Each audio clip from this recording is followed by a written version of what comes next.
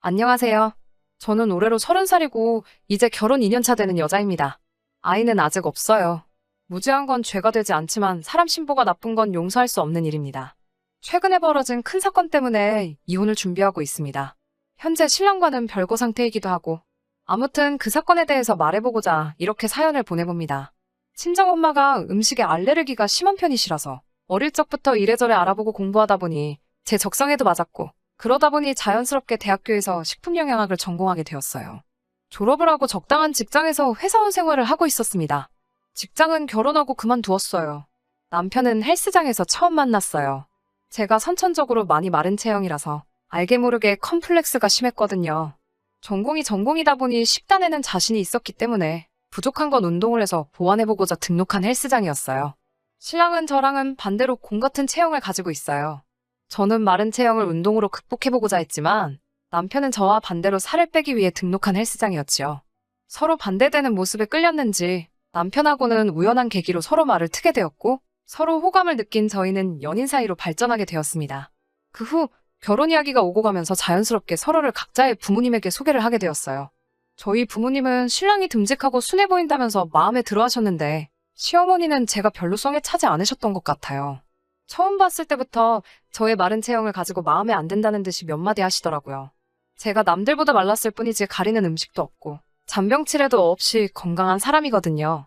그런데 아무래도 제가 겉으로 보기에는 빈약해 보이니 처음 만나 뵌 식사 자리에서 괜히 깨작대면서 먹는다고 눈치도 주시고 남편이 위에 올라타면 부러지겠네 라던지 그렇게 삐쩍 말라서 애기는 제대로 낳을 수나 있겠냐 하는 등 조금 껄끄러운 농담도 서슴지 않으셨습니다.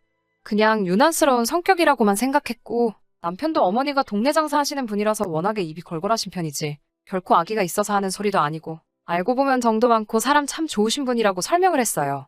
결혼을 하면 명절 때나 가족 행사 아니면 거의 마주칠 일도 없을 거고 시어머니랑 사는 게 아니라 남편과 둘이 사는 거라 생각해. 저도 크게 개의치 않아 했는데 이미 그때부터 단추를 잘못 끼운 게 아닌가 하는 생각이 들 때도 있어요. 처음으로 양가 부모님이 만나는 상견례 자리에서 작은 해프닝이 있었어요. 코스식으로 음식이 나오는 한정식 집에서 상견례를 했습니다. 그날 나오는 메인 메뉴 중에 하나가 새우를 사용한 요리였어요. 친정엄마가 갑각류 알레르기도 가지고 계셔서 음식을 주문할 때 주문받으시는 분에게 특별히 요청을 했어요.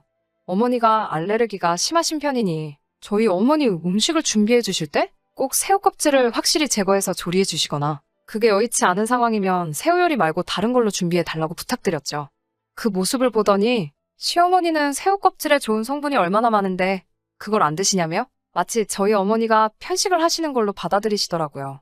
그러면서 제가 삐쩍거린 이유를 알겠다고 그 이유가 편식하는 친정엄마에게 있었다는 듯이 이야기를 하셨어요. 폐역군인이신 아버지가 그 말을 듣고 심기가 불편하셨는지 그 자리에서 헛기침을 하셨습니다. 워낙 무뚝뚝하신 분이라서 표현을 잘 안 하기는 하시는데 기분이 상하셨다는 건 안 봐도 알 수 있었어요.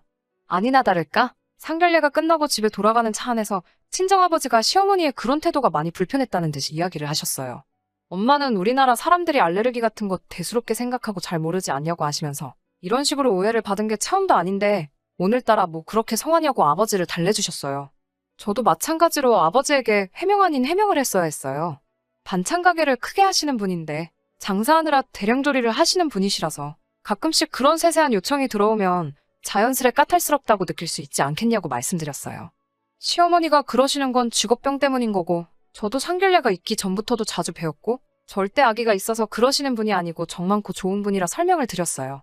결국 아버지는 내켜하지 않으셨지만 알겠다고 이해를 하셨고 그 이후에도 몇 번 양가 부모님끼리 만나는 자리도 있었는데 다행히도 그때처럼 별다른 사건은 일어나지 않았습니다. 그렇게 결국 저와 남편은 결혼을 하게 되었습니다. 형편도 되지 않았고 해서 신혼살림은 의정부 쪽에 잡게 되었어요. 시가에서는 조금 무리를 해서라도 서울에 있는 시가 근처로 집을 구하는 게 어떻겠냐고 제안해왔지만 그것만큼은 다른 이유를 대서 거절했어요. 친정은 아버지가 군복무를 하셨던 양주 쪽이라서 거리가 있는 편이고 시댁 근처에 신혼집 잡아서 좋은 일 있었다는 사람도 본 적이 없어서 아쉬워하는 남편에게는 미안했지만 신혼집은 그냥 의정부 쪽에서 시작하고 형편이 나아지면 이사를 가자는 식으로 설득했습니다. 시아버지 생신날을 제외하고는 시댁에 불려가거나 하는 일도 없었어요. 그렇게 알콩달콩 꿈만 같던 신혼생활을 시작했어요. 혹시나 하는 마음에 남편을 병원에 데리고 가서 알레르기 항원 검사를 했는데 남편은 평생을 모르고 살았는데 견과류에 알레르기 반응이 있더라고요. 증상도 거의 없다시피 미미한 편이기도 했지만 알레르기라는 게 모르는 사이에 악화가 될 수도 있는 부분이라서 조심스럽게 되더라고요. 어느 날이었는데 결혼하고 처음으로 시어머니께 시가로 와보라는 전화를 받게 되었어요. 그날 처음으로 시어머니께 잔소리를 들었습니다. 남편의 회사가 시가에서 15분 거리로 굉장히 가까운 편이에요. 언제인지는 모르겠는데 남편이 저에게는 비밀로 하고 시가에 들려서 저녁 식사를 하고 갔었나 봐요. 그날 남편이 무슨 말을 했는지는 모르겠지만 그날 이야기를 가지고 시어머니는 제게 잔소리를 시작하셨습니다. 오랜만에 보니 애가 아주 반쪽이 되었다면서 신혼집을 근처로 잡았으면 애가 출퇴근하는데 고생이 덜했겠지 않았겠느냐고 제 고집 때문에 아들이 고생하고 있지 않느냐는 말로 시작을 하셨어요. 그러면서 제가 남편 밥도 똑바로 안 해준다는 듯이 말씀하시더라고요. 신혼집 위치에 대해서는 할 대답이 없었지만 식사에 관해서는 그렇지 않다고 아침밥도 꼬박꼬박 챙겨주고 있고 식단을 짜서 도시락까지 싸주고 저녁도 시간 맞춰서 꼭 먹이고 있다고 답변드렸습니다. 시어머니는 밥을 몇 끼를 먹는 게 중요한 게 아니라고 하시면서 신랑이 제 음식이 입에 안 맞아서 죽겠다고 불만이 많다고 했다고 하더라고요. 제가 유난을 떠는 걸 수도 있지만 전업주부 일을 하면서 제 전공 지식을 살려 하루하루 필요한 필수 영양소까지 다 계산해가며 식단까지 짜서 해주고 있었거든요. 하지만 신랑이 시어머니께 그런 말을 했다는 것보다 제가 차려주는 밥이 맛이 없다고 말한 게 그때는 더 충격적이었어요. 남편이 좋아하는 반찬 몇 가지를 알려줄 테니 당장 집에 가서 그것부터 해 먹이라고 하시고는 뜨겁게 달궈진 팬에 잔멸치를 올리셨어요. 멸치볶음을 하시려고 했는지 식탁에 땅콩이 한 봉지가 있길래 시어머니께 어머님, 남편이 견과류에 알레르기 반응을 보이는 게 있어서 땅콩은 안 넣을게요. 하고 땅콩이 들어있는 봉지를 한쪽으로 치웠습니다. 그랬더니 멸치를 볶고 있던 뜨거운 주걱으로 제 손을 탁 치더니 갑자기 화를 내기 시작하셨어요. 너는 그러면 내가 아들한테 못 먹일 것을 먹이려는 거냐라고 말하고 싶은 거냐고 어디서 어른을 가르치려 드냐면서 말이죠. 그런 게 아니라 알레르기 반응이 있어서 조심하고 있다는 말씀을 드렸는데 그 말을 듣자마자 주걱을 바닥에 휙 던지시면서 너는 어른이 말하면 그런 줄 알지. 구구절절히 말대꾸를 하는 게 맞냐고 하시고는 아들 나이 30들 먹을 때까지 단 한 번도 내가 해준 밥 먹으면서 아픈 적 한 번도 없었다며 이건 이래서 못 먹고 저건 저래서 못 먹으면 세상에 무슨 음식을 먹겠냐고 알레르기고 모를레르기고 자꾸 먹어버릇해야 몸에 내성도 생기는 거지 구더기 무서워서 장 안 담글 거냐고 하시면서 단 1초도 쉬지 않고 따따따 잔소리를 퍼부으셨어요. 마지막엔 네가 그렇게 편식을 하고 음식을 골라서 먹이니 그렇게 삐쩍거려서 볼품이 없는 거고 결혼하고 반년이 지났는데 애 소식도 없는 거라는 나는 말까지 하셨습니다. 그러면서 내 아들까지 너처럼 볼품없게 뼈다귀로 만들 셈이냐며 바닥에 던져놓은 주걱을 물로 한번 헹구지도 않고 다시 멸치볶음을 하시더라고요. 제가 치워놓은 땅콩을 사용하신 건 말할 것도 없고요. 내색은 안 했지만 마른 체형은 제가 평생을 가지고 살아온 컴플렉스기도 하고 그걸 가지고 다른 사람도 아니고 시어머니가 저에게 뭐라 하시니 제 안에서 무언가 북받쳐 오르더라고요. 집에 돌아오는 지하철 안에서 분하고 서운한 마음에 눈물이 다 나왔습니다. 퇴근하고 돌아온 남편에게 이 사실을 말했는데 시어머니 행동에 미안한 듯 반응을 보이긴 했지만 남편은 결국 시어머니 편을 들어주더군요. 제가 해주는 밥이 엄마가 해주는 거에 비해 간도 심심하고 맛이 없기는 하다고요. 그때 제 안에 스위치가 꺼진 듯 남편에게 그렇게 엄마가 해주는 밥이 좋으면 나랑 결혼은 왜 했냐고 따지면서 엄마 밥 먹고 싶으면 엄마랑 가서 살라고 그날 서운했던 마음을 남편에게 전부 풀었습니다. 제가 다 화를 내고 나니 남편도 머쓱해졌는지 진심으로 사과하더라고요. 시어머니께는 자기가 두 번 다시 그런 말 하지 못하게 잘 이야기하겠다고 말을 하길래 그러지는 말라고 대답했어요. 시어머니 성격에 그새 제가 일러 바쳐서 일을 키웠다는 식으로 나올 것 같아서요. 하지만 그 이후로 명절같이 특별한 날을 제외하고는 시가 식구들하고 마주치는 일이 없으면 좋겠다고 말했고 남편도 그 말에 그러기로 했습니다. 그렇게 한동안은 시가와는 부딪히지 않고 살아왔어요. 남편도 저 몰래 시가에 가서 식사를 한다거나 하는 일도 없었고요. 괜히 제가 남편 효도도 못하게 하는 것 같아 마음 한구석은 불편하기는 했지만 그렇게 하는 편이 저를 위해서 더 좋겠다는 게 제 생각이었습니다. 실제로 그렇게 한 이후로 남편과는 아무런 사건 없이 더 서로를 아껴주게 되었으니까요. 하지만 진짜 큰 사건은 따로 있었어요. 지금으로부터 4개월 전으로 돌아갑니다. 남편에게 나이가 6살 차이가 나는 여동생이 한 명 있었는데 결혼식 날짜가 잡히게 되었어요. 남편 될 사람은 미국에서 잘 나가는 변호사라고 들었고 한 달 후 결혼식을 올리고 미국으로 떠나기로 되어 있었습니다. 그래서 마지막으로 가족들이 다 같이 모여서 축하해주고 송별식도 해주고 싶다고 시가에서 가족 행사가 열리게 된 것이죠. 시어머니께서 저희 부모님도 꼭 모시고 오셨으면 좋겠다 하시더라고요. 사돈어른들 못 본 지도 한참 되었으니 시모가 솜씨발휘해서 대접 한번 해드리고 싶다고요. 내키지는 않았지만 그렇다고 그 말을 듣고 모셔가지 않을 수가 없었어요. 외식을 했었으면 좋았겠지만 시국이 시국인지라 인원 제한 때문에 대가족이 모여 식사할 수 있는 곳도 없었기 때문에 결국 예정된 대로 시가에 모여서 식사를 하게 되었습니다. 사실 인원 제한 때문에 거기서도 그렇게 모여서는 안 되었지만 가족 중에 한 명이 미국으로 건너가는 상황이었으니 어떻게든 되겠다는 생각으로 모이게 되었습니다. 친정엄마가 음식 알레르기가 심하시니 미리 저는 조심해야 할 재료를 종이에 적어서 시어머니께 보내드렸어요. 또 그게 무슨 유난이냐며 잔소리를 하실까 걱정을 했는데 의외로 덤덤하게 알겠다고 하시고 걱정하지 말라고 하시더라고요. 행사 당일 저는 다른 가족들보다 조금 먼저 도착해서 시어머니를 도우면서 상을 같이 차리고 있었습니다. 그런데 보니까 준비하신 해물전골에 꽃게도 몇 마리씩 들어가 있고 새우도 껍질째 그대로 준비되어 있었어요. 엄마는 드실 수가 없으니 조금 곤란한 모습을 보였는데 시어머니가 네 엄마 건 따로 만들었다고 하면서 된장찌개 뚝배기 하나를 보여주시더군요. 이것저것 잔뜩 들어간 해물전골에 비하면 두부 건더기밖에 없어 볼품없었지만 그래도 육고기를 사용한 다른 요리도 많았기 때문에 크게 문제될 것이 없다고 생각했습니다. 신우를 위한 행사가 시작되었고 행복하게 잘 살라고 이런저런 좋은 이야기를 나누고 식사가 시작되었습니다. 반찬 가게를 하시기 때문에 시어머니 솜씨가 좋은 편이라서 자리에 있던 사람들 모두 다 음식이 맛있다고 칭찬이 일색이었고 전반적으로 분위기가 아주 좋았어요.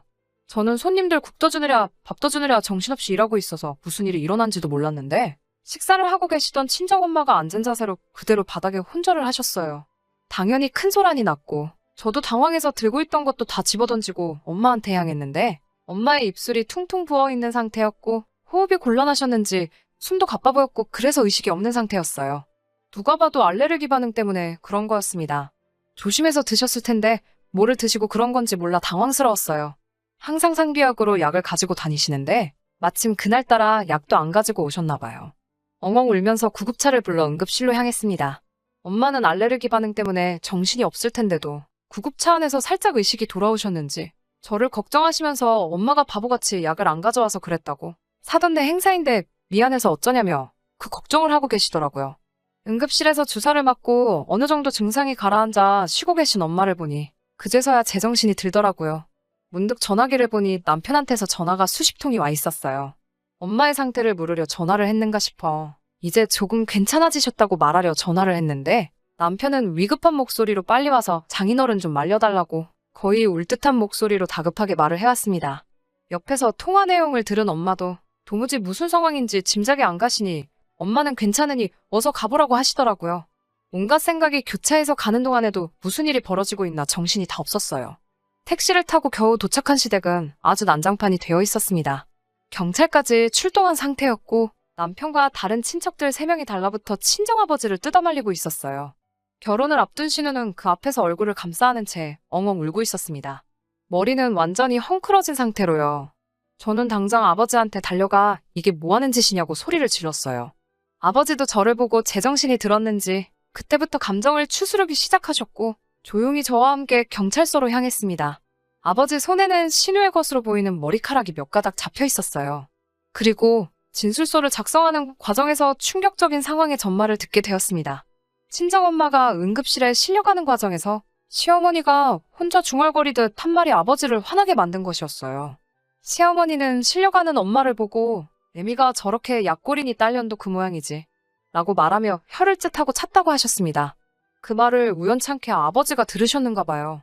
원체도 욱성질을 가지고 계시고 시어머니의 아나무인적인 태도에 진노하신 아버지는 그 자리에서 밥상을 뒤집어 엎어버리고는 근처에 있던 신우의 머리채를 잡아버린 거죠. 신우의 머리채를 잡고 한바탕 호통을 치셨답니다. 시어머니를 향해 기념 말대로라면 애비가 머리카락이 없으니 딸년을 대머리로 만들어놔야겠다고 똑같이 맞불을 놓으신 거였어요. 시아버지가 머리숱이 많이 없으신 편이거든요. 퇴역군인이지만 한평생 운동을 그만두신 적이 없는 분이셨기 때문에 남편을 포함한 시가친척들 3명이 달라붙어도 아버지를 떼어놓기 힘든 상황이었었나 봐요. 그 와중에 사실 아무 잘못 없는 신우가 말려든 부분에 대해서는 저도 할 말이 없고 면목도 없지만 그 상황에 사과는커녕 친정아버지에게 머리채를 잡혀있는 신우를 보고 어디 해볼 테면 해보라고 아주 콩밥을 먹여주겠다고 시어머니도 한 발자국도 물러나지 않고 제가 도착할 때까지 친정아버지를 도발하면서 울음장을 놓고 계셨었나 봐요. 근처에서 따로 시어머니가 진술을 하는 과정에서 더 소름 돋는 사실을 듣게 되었습니다. 시어머니는 엄마의 찌개를 따로 준비하는 과정에서 고의로 건새우를 잘게 갈아서 육수를 내셨다고 합니다. 그 사실을 아주 당당하게 말하더군요. 그러면서 하는 말이 알레르기 같은 건 자꾸 먹어서 낫게 해야 한다고. 친정엄마의 편식하는 못된 버릇과 알레르기를 낫게 해주기 위해서 선의로 벌인 일을 가지고 친정아버지가 결혼을 앞둔 신우 인생을 망칠 뻔했으니 머리채를 잡았다는 걸 이유로 우리 아버지를 형사고소를 하겠다고 불같이 날뛰시더군요. 저는 시어머니의 진술을 듣고 온몸에 소름이 돋았습니다. 알레르기가 그 정도의 반응을 일으킬 거라 생각 못하신 부분이 있다고 아무리 이해를 하려고 해봐도 제가 미리 친정엄마가 피해야 하는 음식 재료들까지 전부 적어드린 상황이고 그 증상이 심하다고 미리 언지를 드린 상태에서 그게 정말 선의가 되었든 악의를 가졌던 간에 의도적으로 독이나 마찬가지인 음식을 우리 엄마에게 먹였다는 사실을 믿을 수가 없었어요. 그때만큼은 시어머니가 사람으로 보이지 않았고 온몸에 소름이 다 돋을 정도였어요. 상황이 상황이니만큼 그날 이후로 남편과는 별거 중인 상황입니다. 그날 일로 목이 심하게 부으셨던 어머니는 아직도 큰 목소리를 내는데 어려움이 있으시고요. 남편과는 합의점을 찾지 못해 아직 이혼 소송을 진행 중인 상황입니다. 현재는 시댁에서 친정아버지를 고소한다고 했던 거는 아무래도 취하한 것 같습니다. 시어머니가 진술하는 과정에서 의도적으로 친정엄마에게 먹어선 안 될 것을 먹인 정황을 있는 그대로 밝히셨고 아버지가 신우의 머리채를 잡은 건 분명 잘못한 일이지만 그날 응급실에 실려가시면서 사경을 헤매신 친정엄마의 증세와 비교해보면 승산이 없다고 생각하셨나 봐요. 정말 자칫하다가는 죽을 뻔하셨거든요. 아무래도 그게 재판 과정에서 본인들에게 불리하게 적용될 것이라는 생각을 하신 것 같습니다. 남편하고는 사실 둘 사이에 그렇다 할 문제점은 없지만 양쪽 부모님이 서로 이렇게 된 상황에서 이혼을 하는 것이 맞다고 생각합니다. 별거 중인 상황에 양가에서 별다른 이야기는 오고 가지 않습니다. 신우는 예정대로 결혼식을 올렸고 현재는 미국으로 가 있는 상황이지만 아직도 상태가 호전되지 않은 우리 엄마는 그때부터 지금까지 아무 일도 하고 계시지 못하거든요. 도가 지나친 아버지의 행동에 손가락질을 하실 분들도 많을 거라 생각합니다. 사실 속이 뻥 뚫리는 사이다 같은 사연도 아닐 것이라 생각하고요. 하지만 아직도 최악의 경우 그날 잘못되셨을 친정엄마를 생각하면 천벌을 받아 마땅한 시가 식구들이 그 정도로 끝난 게 오히려 다행이지 않겠냐는 생각도 하고는 해요. 그 자리에 아버지가 아닌 제가 있었다면 더한 일도 하지 않았을까 하는 생각도 들 때가 있습니다. 제가 좀 더 사람 고르는데 신중했다면 이런 일도 없었을 것 같아. 아직도 힘들어하는 엄마를 보면 죄송한 마음밖에 들지 않습니다.